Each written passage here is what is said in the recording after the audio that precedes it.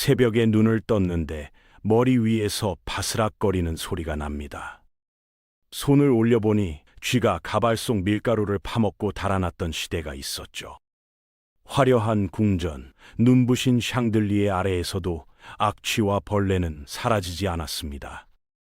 귀족의 권위를 상징하던 거대한 가발, 그 안은 발효된 냄새와 해충이 들끓는 작은 생태계였습니다. 가장 우아해 보였던 패션이 사실은 가장 비위생적인 선택이었다는 사실, 지금부터 그 불편한 진실을 따라가 보겠습니다. 가발의 시작은 허영이 아니라 생존이었습니다. 기원전 3400년 무렵 고대 이집트 사람들은 뜨거운 태양과 들끓는 이 때문에 머리를 밀어버렸죠. 민머리는 시원했지만 그대로 두면 두피가 타들어갔습니다. 그래서 통풍이 되도록 공간을 띄운 가발을 얹었습니다. 겉은 머리카락이지만 안은 공기가 흐르는 구조였던 겁니다. 재료는 곧 신분이었습니다. 왕족은 인모를 사용했고 평민은 양털이나 식물 섬유로 대신했죠. 시장에서 거래되던 가발 가격은 곡물값과 맞먹었습니다. 노예는 선택권조차 없었습니다. 삭발도 가발도 허락되지 않았죠. 더위와 해충을 맨몸으로 견디는 것이 신분의 증명이었습니다. 흥미로운 건 이 문화가 단순한 위생을 넘어 권위의 상징으로 번졌다는 점입니다. 신전 벽화 속 사제들은 과장된 형태의 가발을 쓰고 등장합니다. 태양을 이겨낸 사람, 신의 보호를 받는 사람이라는 메시지를 머리 위에 얹고 다닌 셈이죠. 생존을 위한 도구가 계급을 드러내는 장치로 바뀌는 순간이었습니다. 시간이 흘러 고대 로마로 넘어오면 분위기가 달라집니다. 더위보다 두려웠던 건 시선이었죠. 탈모는 노쇠와 무능의 상징이었습니다. 정복 전쟁을 벌이던 장군조차 머리숱 앞에서는 약해졌습니다. 월계관을 깊숙이 눌러쓴 인물, 바로 율리우스 카이사르였습니다. 로마 귀족 여성들은 정복지에서 끌려온 게르만 포로의 금발을 가장 탐냈습니다. 전쟁의 승리를 머리 위에 얹고 다니는 셈이었죠. 금발 가발은 부와 권력의 증표가 되었고 노예의 머리카락은 시장에서 고가에 거래됐습니다. 타인의 삶이 잘려나가 누군가의 체면을 세우는 재료가 된 겁니다. 하지만 중세로 접어들며 분위기는 급변합니다. 교회는 가발을 허영의 상징이자 신의 질서를 거스르는 행위로 규정했죠. 인위적으로 머리를 꾸미는 건 교만이라는 논리였습니다. 설교단에서 공개적으로 비난이 쏟아졌고 도시마다 금지령이 내려졌습니다. 그렇게 가발은 수백 년 동안 유럽의 거리에서 자취를 감춥니다. 권위를 과시하던 물건이 하루아침에 죄의 상징으로 추락한 순간이었습니다. 15세기 말 유럽을 뒤흔든 건 전쟁이 아니라 병이었습니다. 매독이 귀족 사회를 파고들었죠. 피부에 발진이 올라오고 머리카락이 우수수 빠졌습니다. 풍성한 머리숱이 권위의 상징이던 시대에 탈모는 곧 추문이었습니다. 병에 걸렸다는 소문은 곧 사회적 사망 선고였으니까요. 사람들은 두피를 가릴 방법을 찾기 시작했습니다. 단순히 머리만이 아니었습니다. 눈썹과 속눈썹까지 빠지자 얼굴 전체를 덮는 대형 가발이 등장했죠. 귀족들은 거울 앞에서 한숨을 쉬며 점점 커지는 가발로 결점을 덮었습니다. 가발은 치료제가 아니라 방패였습니다. 체면을 지키기 위한 갑옷이었죠. 더 극단적인 선택도 있었습니다. 음모까지 빠진 이들을 위해 머킨이라 불린 특수 가발이 제작됐습니다. 성병의 흔적을 숨기기 위한 또 다른 가림막이었죠. 수치심을 가리려던 작은 도구는 점점 과장되며 화려해졌습니다. 병을 숨기기 위한 선택이 오히려 과시의 패션으로 변해가던 아이러니한 시기였습니다. 전환점은 한 소년 왕에게서 시작됐습니다. 17살에 머리숱이 눈에 띄게 줄어들던 루이 14세는 거울 앞에서 분노했죠. 권위는 키와 머리숱에서 나온다고 믿던 시대였습니다. 그는 결점을 감추기 위해 가발에 집착했고 전담 장인만 수십 명을 거느렸습니다. 궁정은 곧 왕의 취향을 따라갔습니다. 높고 풍성한 퍼크가 복도마다 넘쳐났죠. 가발은 단순한 장식이 아니라 신분증이었습니다. 크기와 곱슬의 밀도, 파우더의 양이 곧 권력이었습니다. 키를 10cm 넘게 높여 보이게 하는 효과까지 노렸으니 머리 위는 작은 무대였던 셈입니다. 이 유행은 곧 바다를 건너 찰스 2세에게도 번졌습니다. 프랑스를 동경하던 영국 상류층은 앞다퉈 가발을 주문했습니다. 값은 집 한 채 전세금에 맞먹었죠. 체면을 잃으니 빚을 지겠다는 선택이 이어졌습니다. 그렇게 가발은 유럽 전역을 휩쓸며 권위와 허영의 상징으로 완전히 자리 잡았습니다. 문제는 수요가 폭발하면서 시작됐습니다. 사람 머리카락이 턱없이 부족해졌죠. 장인들은 감옥으로 향했고 처형장 주변을 기웃거렸습니다. 죄수와 사망자의 머리카락이 은밀히 거래됐고 전염병으로 숨진 이의 머리카락까지 재료로 쓰였다는 기록도 남아 있습니다. 출처를 묻지 않는 대신 겉모습만 번듯하면 된다는 분위기였죠.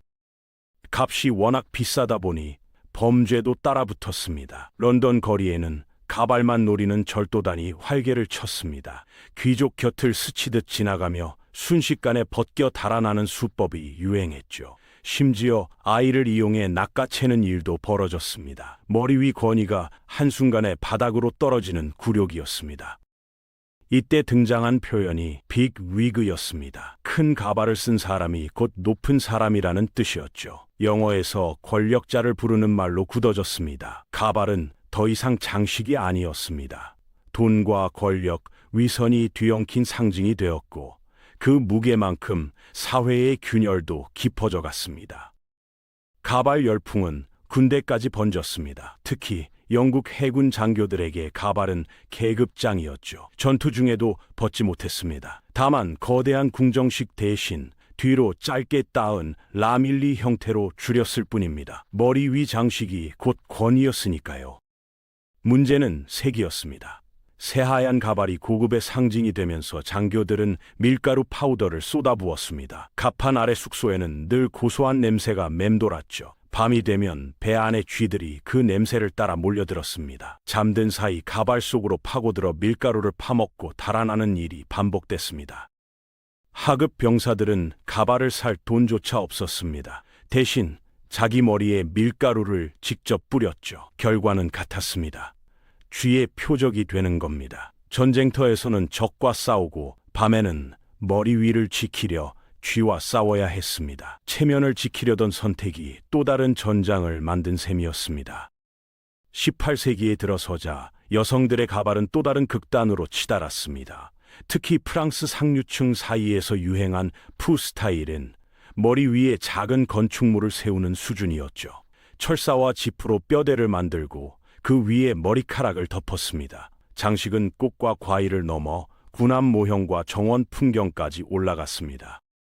높이는 1미터를 훌쩍 넘고 무게는 몇 킬로그램에 달했습니다. 미용사는 사다리를 타고 올라가 몇 시간씩 손질해야 했죠. 목이 버티지 못해 통증을 호소하는 일이 흔했고 촛불이 스치며 화재로 번지는 사고도 이어졌습니다. 머리 위 과시가 생명의 위협으로 바뀌는 순간이었습니다.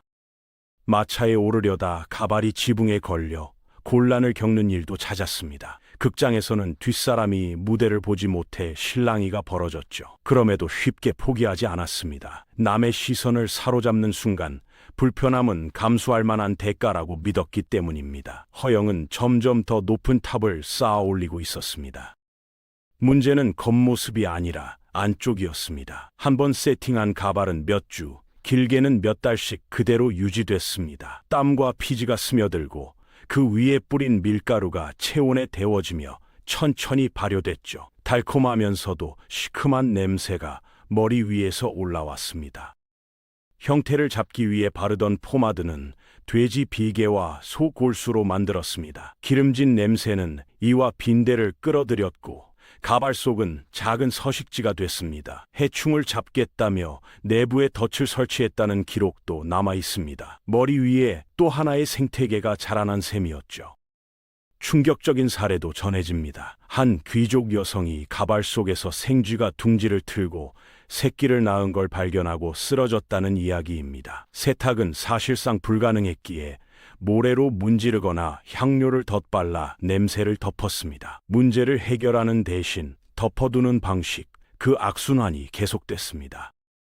부유한 귀족의 아침은 밀가루 연기로 시작됐습니다. 하인들이 전용 방에서 가발에 파우더를 뿌렸죠. 얼굴에 종이를 대고 흰 가루를 뒤집어 쓰는 공간. 여기서 오늘날 파우더룸이라는 말이 나왔습니다. 체면을 세우기 위한 의식이 일상이 된 겁니다. 그런데 같은 시기 거리의 빵집 앞에는 굶주린 사람들이 줄을 섰습니다. 가발에 쓰인 밀가루 양이 연간 수만 파운드에 달했다는 기록도 있습니다. 민중은 빵 한 조각을 구하려 싸웠고 귀족은 머리를 더 희게 만들기 위해 국물을 태웠습니다. 분노가 쌓이지 않을 수 없었죠. 결국 그 분노는 1789년 프랑스 혁명으로 폭발했습니다. 단두대 아래에서 거대한 가발은 오히려 표적이 됐습니다. 권위의 상징이 목숨을 위협하는 표식으로 바뀐 겁니다. 사람들은 살기 위해 수십 년간 고수하던 가발을 벗어던졌습니다. 허영은 그렇게 하루아침에 죄가 되었습니다.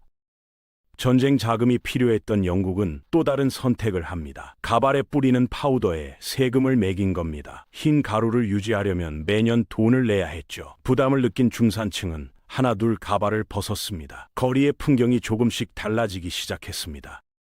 그런데 끝까지 남은 집단이 있었습니다. 법정에 서는 판사와 변호사들이었습니다. 그들에게 가발은 패션이 아니라 권위의 장치였죠.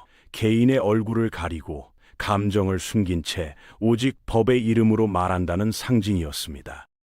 2000년대 들어 일부 민사 재판에서는 완화됐지만 형사 재판에선 여전히 말총 가발이 등장합니다. 성병의 흔적을 가리려던 도구가 이제는 정의를 상징하는 복장이 된 셈입니다. 허영에서 시작된 물건이 전통이 되어 남아있는 아이러니. 역사는 그렇게 방향을 틀었습니다. 쥐와 해충, 화재 위험까지 감수하면서도 사람들은 가발을 포기하지 않았습니다. 이유는 단순했습니다. 타인의 시선이었죠. 머리 위 악취는 향료로 덮고 불안은 화려함으로 감쌌습니다. 체면을 잃는 순간이 더 두려웠기 때문입니다. 생각해보면 지금도 크게 다르지 않습니다. 우리는 화면 속에서 더 좋아 보이기 위해 시간을 들이고 부족한 부분은 필터로 가립니다. 겉모습을 지키려 애쓰는 모습은 과거의 거대한 가발과 닮아 있습니다. 가발의 역사는 묻고 있습니다. 당신이 쓰고 있는 것은 무엇이냐고. 남의 시선을 위해 얹어둔 장식이 결국 나를 짓누르고 있지는 않은지 말입니다. 화려함 뒤에 숨은 본질을 직시할 때 비로소 허영의 무게에서 벗어날 수 있습니다.